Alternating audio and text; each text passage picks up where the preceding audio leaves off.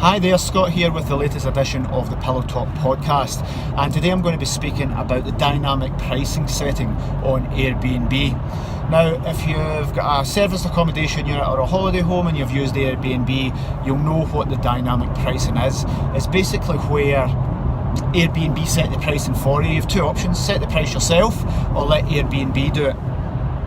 And I want to share an article that I read about this that might make you very, very wary of using that function within Airbnb. So intuitively you might think, well, Airbnb want to get you to set the highest prices that are achievable because they make more money. So they would never artificially lower the statistics in that and the prices in that, because Airbnb want to make money. So the prices intuitively should be as high as you can possibly get away with. So ethically and statistically the prices should be right. But I read this article and I want to share it with you. And basically this guy said Airbnb's only purpose in life is to make as much money as possible for their shareholders and their investors.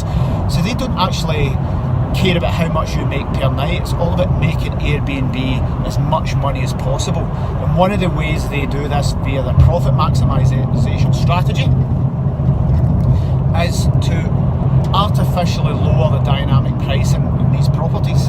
So that might sound counterintuitive. Why would they earn less money if they could make more money? But basically what he said was Airbnb was in direct competition with not other properties in the site, but other property listing sites. So the way that they secured more money overall would to get more bookings. Now, if you think your property's up for 70, 80 quid a night and they lost that booking, they can lose that to somewhere else. The people looking online might pick another property with another listing site that's cheaper, or off Gumtree or a private ad. So they're losing that booking altogether. So his thinking was, and he strongly believed this in the article, that Airbnb were deliberately lowering the prices and the dynamic pricing at the detriment of the hosts to secure as many bookings as possible, so that all the bookings you got were through Airbnb and you never lost it to other booking sites. And the way they did this was they were trying to target new and inexperienced hosts.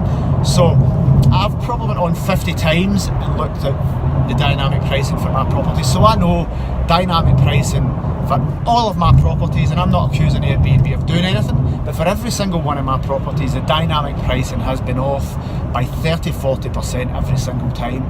There's never once it's been anywhere close to the prices I've put it on and achieved maybe 80-90% occupancy. And had I listened to Airbnb I would have got 30% less. So it wasn't I didn't get the bookings, I did get the bookings and I got the price that I believed. So as an experienced host, I know don't touch Airbnb dynamic pricing, it's wrong.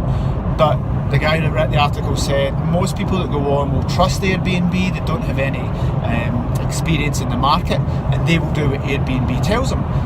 And if you're an experienced lister, a property manager, then your job is to get the maximum amount possible. But if you're just doing it as a wee hobby and you're popping your one property on or your room, you don't actually know, and getting £50 a night might be a bonus for you.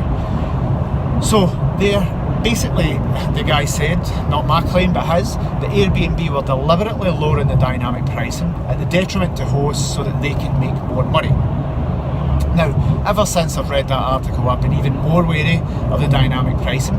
So whether Airbnb are doing this or not, I think if you speak to anybody that is in the serviced accommodation, holiday home industry that uses Airbnb, they will probably tell you that dynamic pricing is always a lot lower, surprisingly lower. So the takeaway from this podcast is to be very, very cautious about it. We manage properties, so we don't just deal with one in each area. We've got lots in different areas, so we may be a little bit more experienced than the average person. But certainly speak to somebody, speak to us if you have any problems about your pricing and wonder what it is. But you can research it on other sites and research it within Airbnb itself. So be very, very cautious of the dynamic pricing.